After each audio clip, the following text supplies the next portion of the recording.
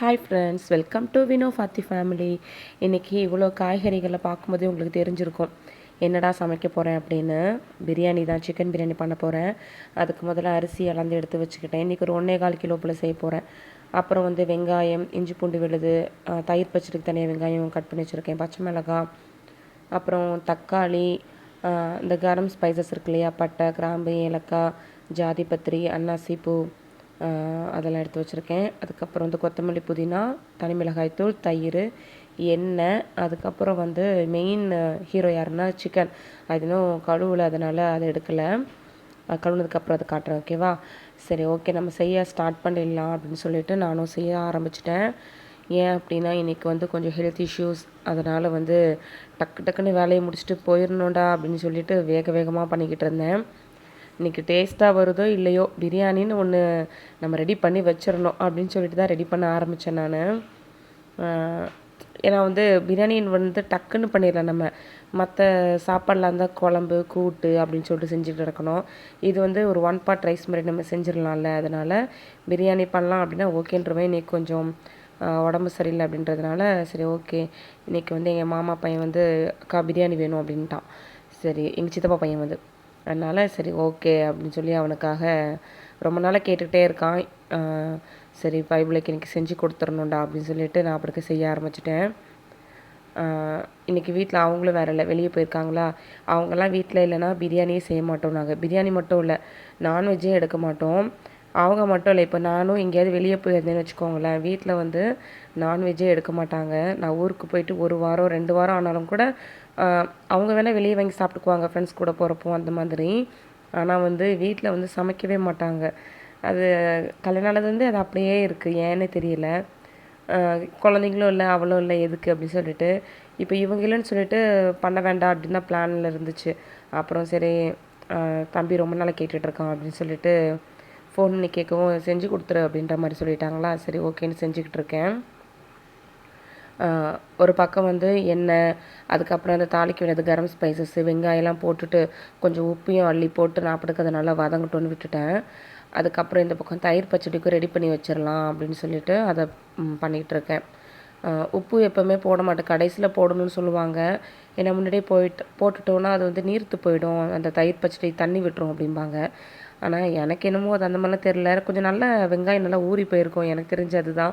சரி, ஓகேன்னு சொல்லிட்டு நானும் அதை ரெடி பண்ணி வச்சுட்டேன். அதுக்கப்புறம் நம்ம அதை நோண்ட வேண்டாம்ல அப்படின்னு சொல்லிட்டு.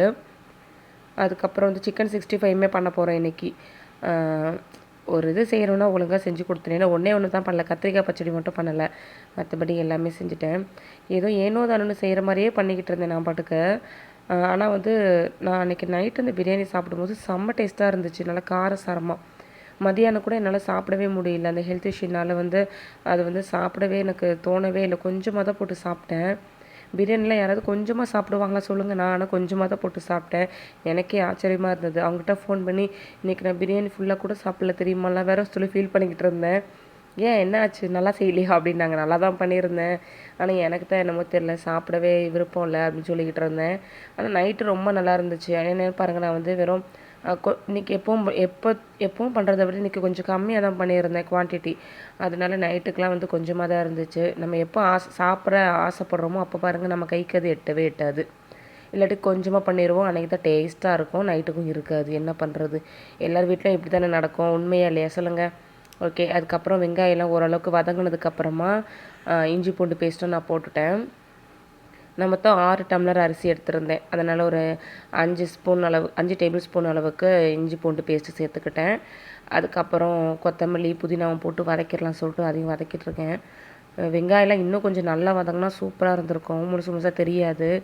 நான் கொஞ்சம் அவசர கொடுக்கையில் வேறு இதெல்லாம் தூக்கி போட்டுட்டேன், என்ன பண்ணுறது, அடி பிடிச்சிருமோன்னு சொல்லிட்டு. எனக்கு சிக்கன் வேறு க்ளீன் பண்ணிகிட்டு இருந்தாங்களா, அதனால் கருகி போயிட போகுதுன்னு சொல்லிட்டு வேறு இப்படி பண்ணிக்கிட்டு இருந்தேன். ஆனால் இன்றைக்கி ஒரு உண்மையை சொல்கிறேன், இன்றைக்கி லைட்டாக கீழே அடி பிடிச்சிருச்சு. ஏன்னா பாருங்கள், நான் வெங்காயத்தெலாம் ஒரே ஏதோ சத்தே இல்லாத மாதிரி வதக்கிக்கிட்டு இருந்தேன். அதனால் நல்லா போட்டு எப்பவுமே நல்லா கிண்டி கிண்டி எடுப்பேன். இந்த வாட்டி அப்படி பண்ணவே இல்லை. அதனாலே கொஞ்சம் லைட்டாக அடி பிடிச்ச மாதிரி இருந்தது. ஆனால் தம் போடுறதுல அதனாலலாம் அடி பிடிக்கல, சரிங்களா? ஓகே, அதுக்கப்புறம் தக்காளியும் இது கூட சேர்த்துட்டு அந்த தனிமிளகாய் தூள் இருக்கு இல்லையா, அதெல்லாம் வந்து நம்ம வெங்காயம் இஞ்சி பூண்டு பேஸ்ட் நான் வதக்கும் போது அதுவும் போட்டுட்டேன். எப்போவுமே அதை நம்ம முன்னாடியே சேர்த்துடணும். அப்படி சேர்த்துட்டோம்னா கலர் வந்து ஸ்டார்டிங்கில் அந்த எண்ணெயிலே வதங்கும் போது நல்லா டார்க் கலர் கொடுக்கும். அடிஷ்னலாக நம்ம இந்த கலரும் ஆட் பண்ண வேண்டாம். நான் ஃபைனலாக கொஞ்சம் ஃபுட் கலர் மட்டும் ஆட் பண்ணுவேன். இந்த ஆரஞ்சு கலர் அந்த மாதிரி எல்லோ கலர் மாதிரி கொஞ்சம் கலர்ஃபுல்லாக பார்க்க பிடிக்குமா, அதுக்காக தான். என்னோடய சேனலில் தொடர்ந்து வாட்ச் பண்ணியிருந்தீங்க அப்படின்னா உங்களுக்கு தெரியும், என்னோடய பிரியாணி எல்லாம் கலர்ஃபுல்லாக தான் இருக்கும். என்ன ஒன்று, நான் இது வரைக்கும் பச்சை கலர் மட்டும்தான் போடலை. மற்றபடி நான் red colour, orange colour, yellow colour எல்லா ஃபுட் கலருமே நான் ஆட் பண்ணியிருக்கேன். கொஞ்சம் கொஞ்சமாக தான் ஆட் பண்ணுவேன், நிறையலாம் கிடையாது. மேலோட்டமாக மட்டும்தான் இருக்கும், அவ்வளோதான். ஓகே, இந்த பக்கம் தக்காளி நல்லா வதங்கணும். இங்கே பாருங்கள். ஓகே, இது நல்லா வதங்கட்டும் இப்போ. ஓகே, இதுக்கப்புறம் தான் வந்து சிக்கனும் க்ளீன் பண்ணி வச்சுட்டாங்க. நான் உங்களுக்கு அதையும் காட்டுறேன். பிரியாணி கூட டக்கு டக்குன்னு பண்ணிவிட்டு போயிடலாம். அதுக்கப்புறம் இந்த 65 வேறு பொரிக்கணுமா, அதுதான் என்னடா கடவுளே அப்படின்னு இருந்துச்சு. ஏன்னா அது வேறு நின்று பொரிச்சிக்கிட்டே இருக்கணும்ல, அது ஒன்று தான் எனக்கு சோம்பேறித்தனமான ஒரு வேலை. ஓகே, சரி செஞ்சு தானே ஆகணும். ஏன்னா ரொம்ப நாள் கேட்டுகிட்டே இருந்தேன், நான் நல்லா செஞ்சு கொடுத்துடலான்னு முடிவு பண்ணி செஞ்சிட்ருக்கேன். அப்புறம் வந்து சிக்கனும் வந்து தனித்தனியாக வாங்கிட்டு வந்துருந்தாங்க. அதாவது பிரியாணிக்கு தனியாக, அப்புறம் 65 தனியாக. அது யார், தம்பி தான் வாங்கிட்டு வந்தது. ஏன்னா வந்து அவங்க ஒரு வீட்டில் இல்லைல்ல, நான் அவன்கிட்ட ஒரு கண்டிஷனை போட்டேன், நான் செஞ்சு தரேன், நீ தான் கறி வாங்கிட்டு வரணும் அப்படின்னு சொல்லிட்டு. ஓகேக்கா, அது நான் தாராளமாக வாங்கிட்டு வந்துடுறேன் அப்படின்னு சொல்லிட்டான். அப்படியே வீட்டுக்கு வந்து கொஞ்சம் ரெஸ்ட் எடுத்துகிட்டு அதுக்கப்புறம் சிக்கன் வாங்கிட்டு வந்து கொடுத்தான். அவ்வளோதான். தக்காளியும் வந்து ஒரு பாதி அளவுக்கு நல்லா வதங்கிடுச்சு. எப்படியும் வந்து சிக்கன் வந்து கொஞ்சம் நேரம் நல்லா வதங்க விடுவேன், அது வேகணும் இல்லையா. அந்த டைமில் மறுபடியும் தக்காளி வந்து நமக்கு நல்லா வதங்கிடும். அதனால் என்ன பண்ணேன், சிக்கன் தூக்கி போட்டாச்சு. ஒரு 3 லெக் பீஸ் வேறு கடந்துச்சு முழுசாக. சரி ஓகே, அதையும் பிள்ளைங்களுக்கெல்லாம் கொடுத்துடலாம் அப்படின்னு சொல்லிட்டு அதை நான் லைட்டாக தான் கீத்தி கொடுத்துருந்தாங்க. எப்போவுமே சரி, நான் 65க்குள்ளே வந்து இந்த 65 செய்யும்போது லெக் பீஸ்லாம் போட மாட்டேன் அதிகபட்சமாக. ஏன்னா அது வேகிறதுக்கே ரொம்ப நேரம் எடுக்குமா, அதுவே ஒரு பெரிய டாஸ்க்காக இருக்குது எனக்கு. அதனால் லெக் பீஸ்லாம் நான் போட்டு ஃப்ரை பண்ணவே மாட்டேன் அவ்வளோ சீக்கிரத்தில். அதுக்கப்புறம் வந்து தயிருமே இது கூட ஆட் பண்ணிக்கிட்டேன். நான் இதில் ஒன்றே ஒன்று தான் ஆட் பண்ணலை இன்றைக்கி. லெமன் மட்டும் இல்லை வீட்டில், அதனால் அது மட்டும் ஆட் பண்ணலை. அதை ஆட் பண்ணாமலே நல்லா தான் இருந்துச்சு சாப்பாடு. அவ்வளோதான். இப்போ இது வந்து நல்லா வந்து மிக்ஸ் பண்ணி விட்டதுக்கப்புறமா இப்போ இது வேகணும், சரிங்களா. அந்த எண்ணெய்லாம் பிரிஞ்சு வரணும், சிக்கன் வேகணும். இதுக்கப்புறம் நான் இது வேகிறதுக்கு கூட நான் தண்ணி ஊற்றவே இல்லை, ஏன்னா சிக்கன்லேருந்து தண்ணி விடும் இல்லையா, அதனால் நான் அதில் தண்ணி ஊற்றவே இல்லை. இது 6 டம்ளர் அரிசி, அதாவது கிட்டத்தட்ட 1.25 கிலோ கிட்ட. சிக்கனுமே 1.25 கிலோ கிட்ட தான். சிக்கனுமே வந்து 1.25 கிலோ, ஏன்னா 3/4 கிலோ வந்து ஃப்ரை பண்ணுறதுக்காக தனியாக வச்சுருக்கேன். ஓகே, அதை மூடி போட்டு அது வேகட்டும் கொஞ்சம் நேரம். அதுக்கப்புறம் வந்து சிக்கன் 65க்கு வந்து நான் ரெடி பண்ண ஆரம்பிச்சிட்டேன். ஏன்னா அது கொஞ்சம் நேரமாவது ஊறணும் இல்லை, அதனால். ஏன்னா எப்போவுமே சரி, நான் பிரியாணிக்கு தம் போடும்போது கரெக்டாக சிக்கன் 65 பொரிக்க ஆரம்பிச்சிருவேன். அப்போ தான் கரெக்டாக அந்த தம் ஆகி முடிக்கும், பொரிச்சு முடிக்கும், சரியாக இருக்கும் அப்படின்னு சொல்லி. இந்த 3/4 கிலோ சிக்கனில் வந்து இஞ்சி பூண்டு பேஸ்ட்டு ஒரு டேபிள் ஸ்பூன் அளவுக்கு சேர்த்துருக்கேன். அதுக்கப்புறம் கொஞ்சமாக தயிர், அதுக்கப்புறமா வந்து 65 மசாலா இருந்துச்சு, அது வந்து ஒரு பாதி பேக்கெட் போல் சேர்த்துக்கிட்டேன். ஒரு 25 கிராம்ஸ் கிட்ட சேர்த்துக்கிட்டேன். அப்புறம் எப்போவுமே நான் இந்த மசாலா போட்டாலுமே கண்டிப்பாக குழம்பு மிளகாய் தூள் இருக்கலாம், அதுவுமே கண்டிப்பாக ஆட் பண்ணுவேன். ஏன்னா அதில் தான் வந்து மல்லித்தூள், மல்லி, சீரகம் எல்லாமே சேர்த்துனா நம்ம அரைச்சி வச்சுருப்போம், காஞ்ச மிளகாய் எல்லாமே சேர்த்து. அதனால் கண்டிப்பாக நான் அதுவுமே ஆட் பண்ணிடுவேன். அது வந்து ஒரு ஒரு ஒரு டேபிள் ஸ்பூன் அளவுக்கு ஆட் பண்ணிக்கிட்டேன். எனக்கு வேறு ஒரே பயம், காரம் வேறு அதிகமாக ஆகிட போகுது. ஏன்னா வந்து அந்த சிக்கன் 65 மசாலாவே நல்லா கலர்ஃபுல்லாக இருந்துச்சா, சரி ஓகே நல்லா தான் இருக்கும் அப்படின்னு சொல்லிட்டு அதையும் போட்டாச்சு. அதுக்கப்புறம் இதில் வந்து அரிசி மாவும் கார்ன்ஃப்ளவர் மாவு இருக்கு இல்லையா, அதுவுமே ஆட் பண்ணணும். அப்புறம் உப்பு சேர்த்துக்கிட்டேன். எப்போவுமே சரி, இந்த 65 மசாலா நம்ம ஆட் பண்ணுறோம் அப்படின்னா அதுலேயுமே கண்டிப்பாக உப்பு இருக்கும், அதனால் நான் கொஞ்சமாக உப்பு சேர்த்துக்கிட்டேன். அதுக்கப்புறம் அந்த கார்ன்ஃப்ளவர் மாவும் அரிசி மாவும் வந்து எடுத்து அதையும் கொஞ்சம் கொஞ்சமாக சேர்த்துக்கிட்டேன். கார்ன்ஃப்ளவர் மாவு காலி ஆகிடுச்சு, அதனால் அது புது பேக்கெட் எடுத்து அதை ஓப்பன் பண்ணி இது பண்ணுறதுக்குள்ள கொஞ்சம் நேரம் ஆகிட்டு. சரி ஓகே அப்படின்னு சொல்லிட்டு அதையும் கொஞ்சம் கொஞ்சம் சேர்த்துக்கிட்டேன். முன்னாடிலாம் நான் வந்து கார்ன்ஃப்ளவர் மாவு கொஞ்சம் நிறையா போட்டு செய்வேன், ஏன்னா வந்து சுட சுடவே வந்து செஞ்சு செஞ்சு சாப்பிட்ருவோமா, அதனால் வந்து கொஞ்சம் நல்லா கிறிஸ்பியாக இருக்கும் அப்படின்னு சொல்லிட்டு இப்போலாம் கொஞ்சம் கம்மி பண்ணிட்டேன்.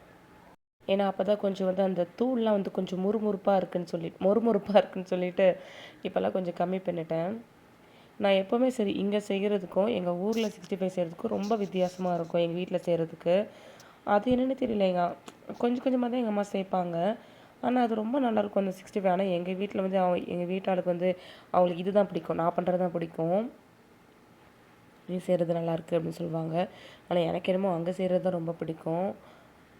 ஓரளவு குவான்டிட்டி அதிகமாக செய்கிறதுனால என்னமோ தெரியல, அந்த டேஸ்ட்டு கொஞ்சம் நல்லா வந்துடுது போல். சரி, இந்த பக்கம் நம்ம அந்த சிக்கன் வந்து வதங்க விட்டுருந்தோம் இல்லையா, அதுவும் நான் வந்து அப்பப்போ செக் பண்ணிக்கணும்.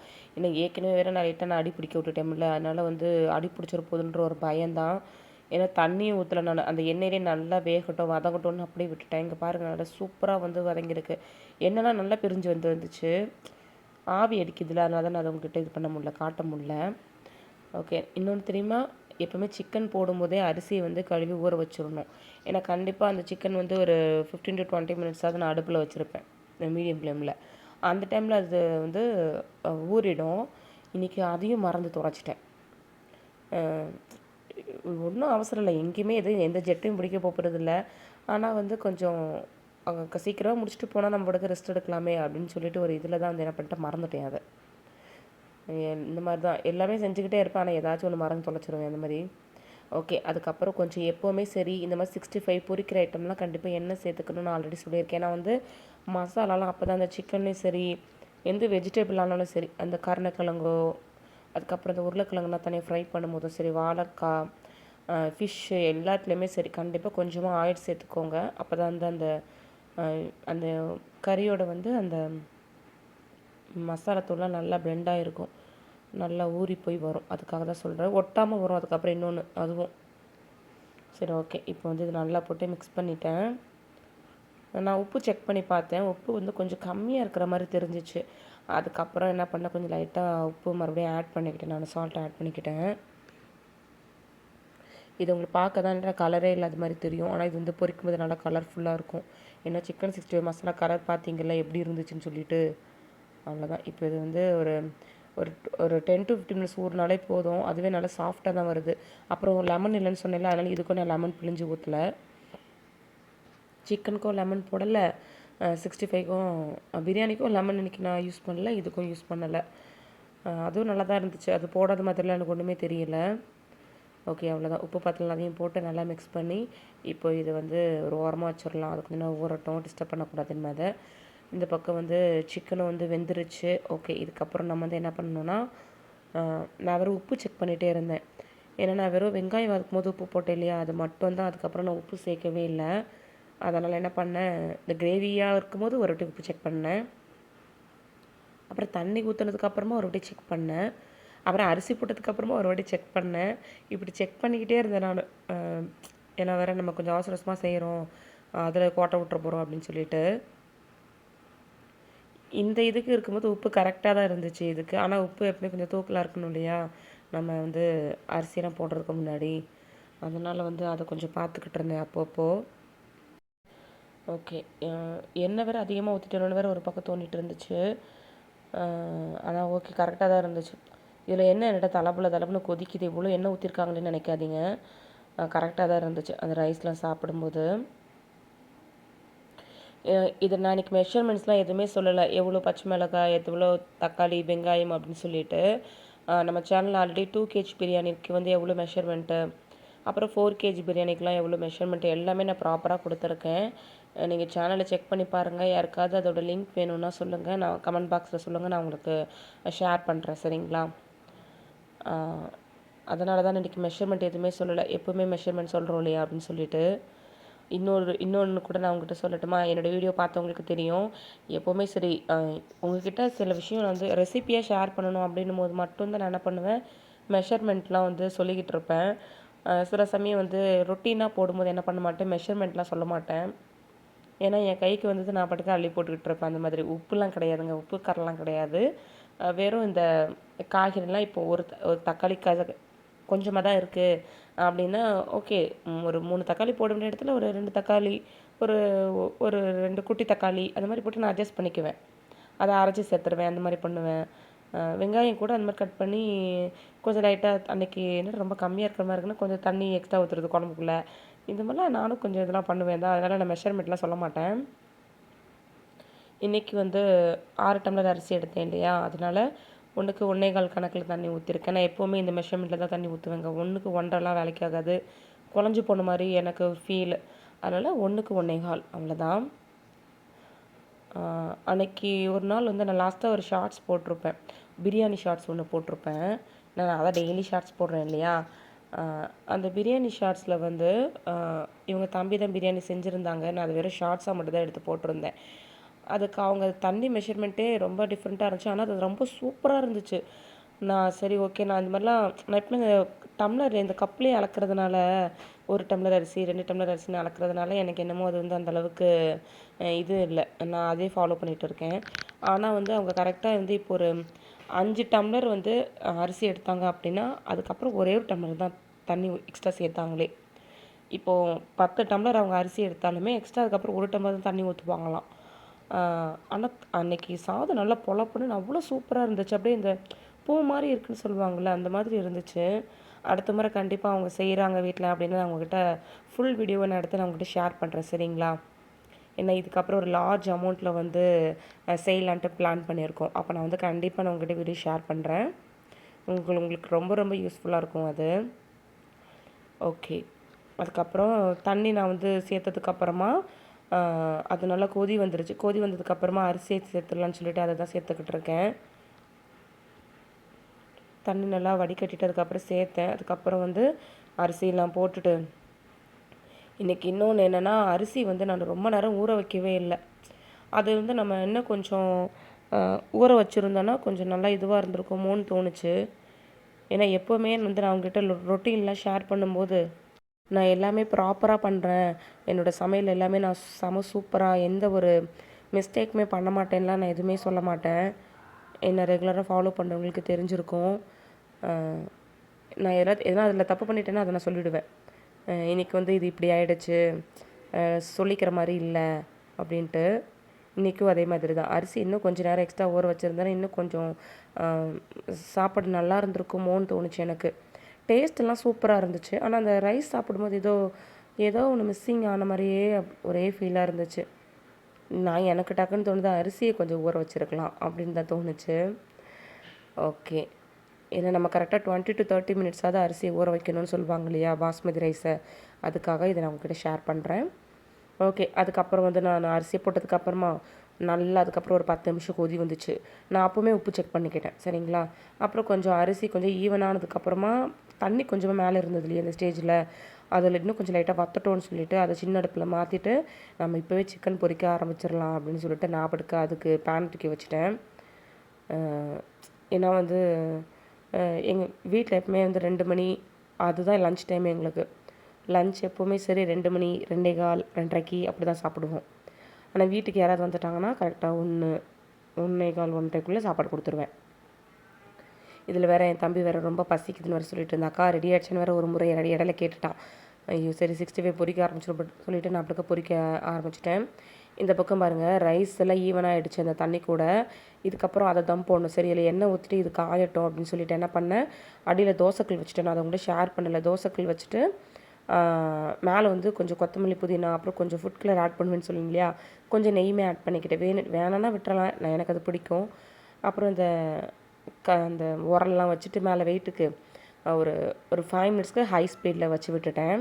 இந்த பக்கம் எண்ணெயுமே நல்லா சூடாயிட்டு, எப்பவுமே 65 பொரிக்கும் போது எண்ணெய் நல்லா சூடாயிடணும், சரிங்களா? முதல்ல இல்லாட்டி வச்சுக்கோங்களேன், சில சமயம் வந்து மசாலா பிரிஞ்சு போயிடும், சட்டியில் ஒட்டிக்கும். நம்ம சிம்மில் வச்சு எண்ணெய் சூடாகிறதுக்கு முன்னாடியே போட்டுட்டோம்னா, ஏன்னா இதெல்லாம் நான் இந்த மிஸ்டேக்லாம் நான் பண்ணியிருக்கேன், அதனால் சொல்கிறேன். சரி எங்கெங்கெல்லாம் கேப் இருக்கோ அங்கெல்லாம் நான் சிக்கன் வச்சுக்கிட்டு இருந்தேன். ஏன்னா வந்து ஒரு 3 செட்டு 4 செட்லேயே போட்டு எடுத்துடலாம்ல, அதுக்காக தான், வேறு ஒன்றும் கிடையாது. நம்ம எண்ணெய் கொஞ்சம் நிறையா ஊற்றி பண்ணுறோன்னா இன்னும் நல்லா நமக்கு புசு புசுன்னு கிடைக்கும் எல்லாமே. அப்படியே அந்த கறியெல்லாம் மிதந்துட்டுருக்கோம்.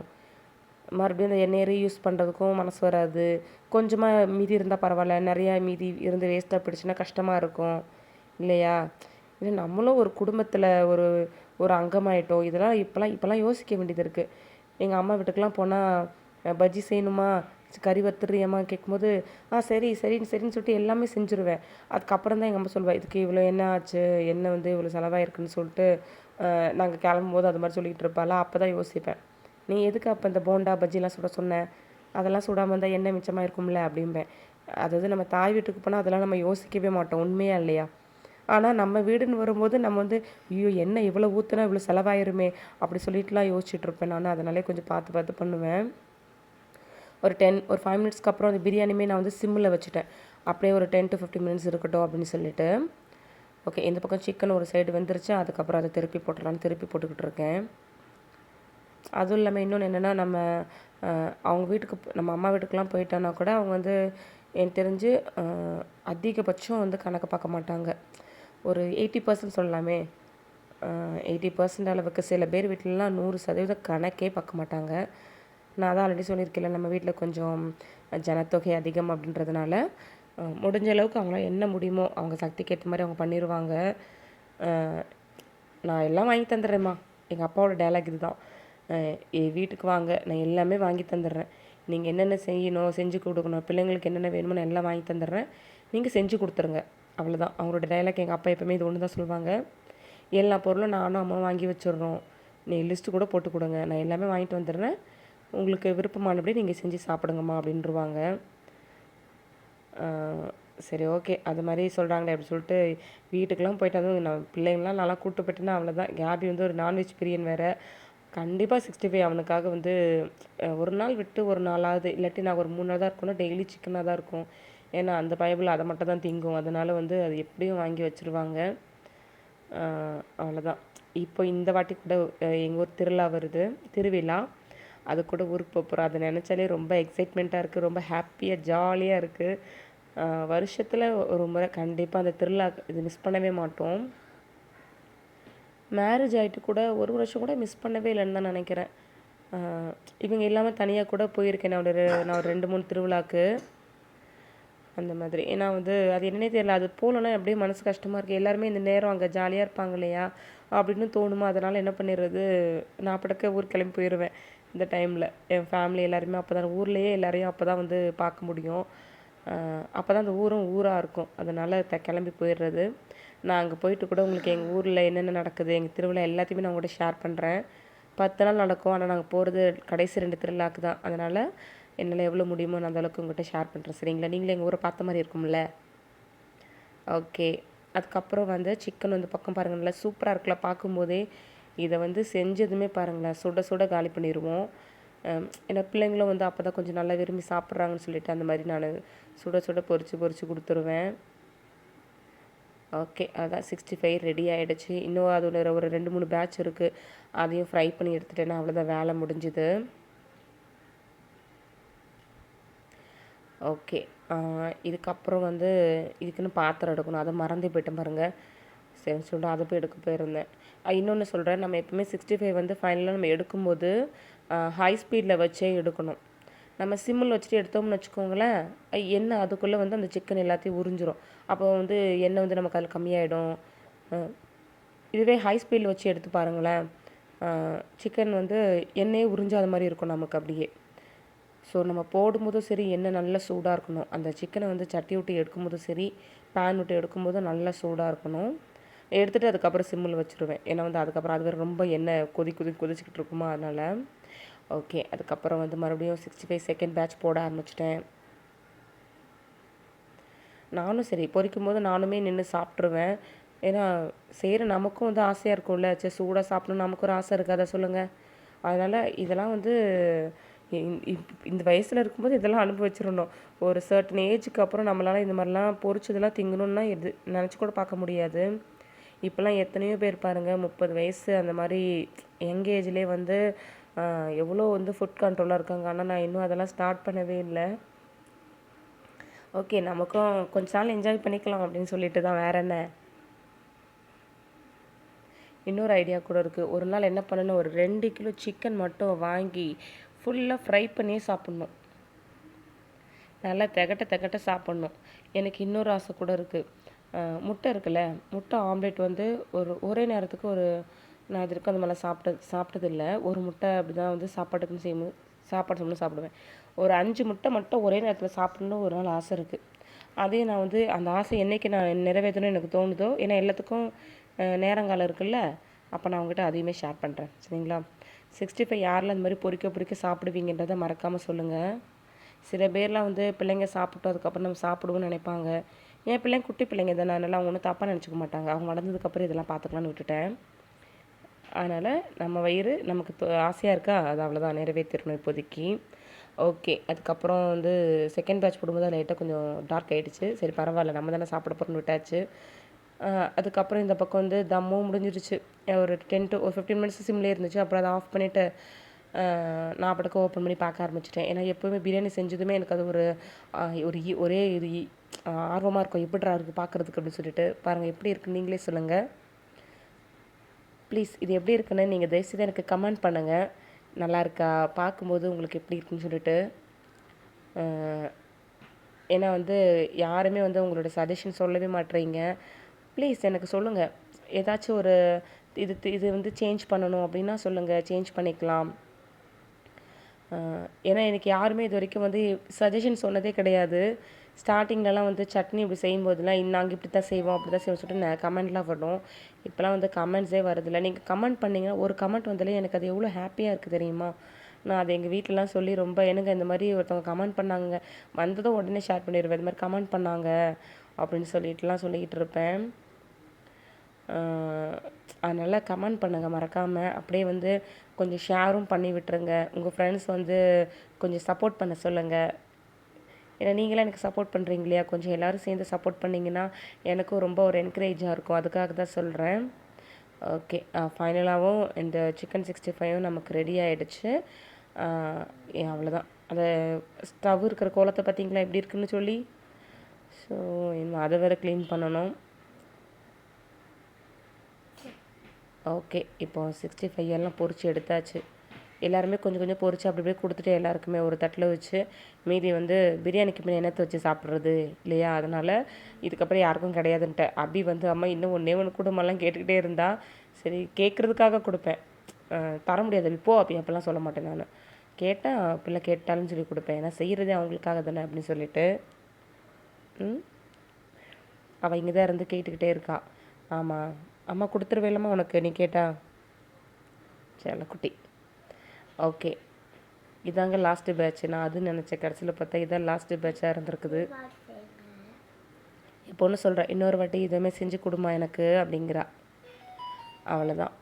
இதுக்கப்புறம் அவங்க அப்பா வெளியே போயிருக்காங்களே, அவங்க வந்ததுக்கப்புறம் ஒரு நாள் இது மாதிரி செஞ்சு தரேன். அப்பா வந்ததுக்கப்புறம். அவ்வளோதான். இப்போ பிரியாணி ரெடி ஆகிடுச்சு. எல்லாத்தையும் எடுத்து இந்த பக்கம் வச்சிட்டோம்னா ஸ்டவ்வை கொஞ்சம் லைட்டாக க்ளீன் பண்ணி விட்டுருவேன். அப்போ தான் எனக்கு கொஞ்சம் நிம்மதியாக இருக்கும். இல்லாட்டி அங்கே என்ன தெரிச்சிருக்கிறத பார்த்து பார்த்து கஷ்டமாக இருக்கும். ஓகே பாருங்கள், பிரியாணி நல்லா சூப்பராக ரெடி ஆகிட்டா. அவ்வளோதான். மேலே வந்து இன்றைக்கி ஒரே ஒரு ஃபுட் கலர் மட்டும்தாங்க ஆட் பண்ணேன். இந்த ஆரஞ்சு கலர் இருக்கும்ல, அது மட்டும்தான் ஆட் பண்ணேன். அவ்வளோதான். பாருங்க, சாப்பாடு நல்லா உதிரி உதிரியாக வந்துருக்குதா. நம்ம வந்து அப்புறம் என்னது தண்ணி மெஷர்மெண்ட்டு, அதுக்கப்புறம் இந்த வெங்காயம்லாம் வதங்குறது, அப்புறம் ஊற வைக்கிறது, அரிசி ஊற வைக்கிறது, இதெல்லாம் நம்ம கரெக்டாக பண்ணிட்டோம்னாலே பிரியாணி யாருனாலும் செய்யலாங்க. சரிங்களா, அவ்வளோதான், வேறு ஒன்றுமே கிடையாது. ஆனால் எப்போவுமே வந்து நம்ம எங்கேயாவது வெளியே போனால் கூட நம்ம செய்கிற பிரியாணியவா சாப்பிட்ணுன்னு தோணும். ஆனால் எல்லாருமே அதான் எதிர்பார்க்குறாங்க. ஓகேன்னு சொல்லிட்டு நம்மளும் நம்மளோட கைவினத்தை காமிச்சிருது. பாருங்கள், நெக் பீஸ்லாம் உடையவே இல்லை, சூப்பராக இருந்துச்சு. நல்லா முழுசு முழுசாக கறி எல்லாமே நல்லா வெந்தும் இருந்துச்சு. அவ்வளோதான்.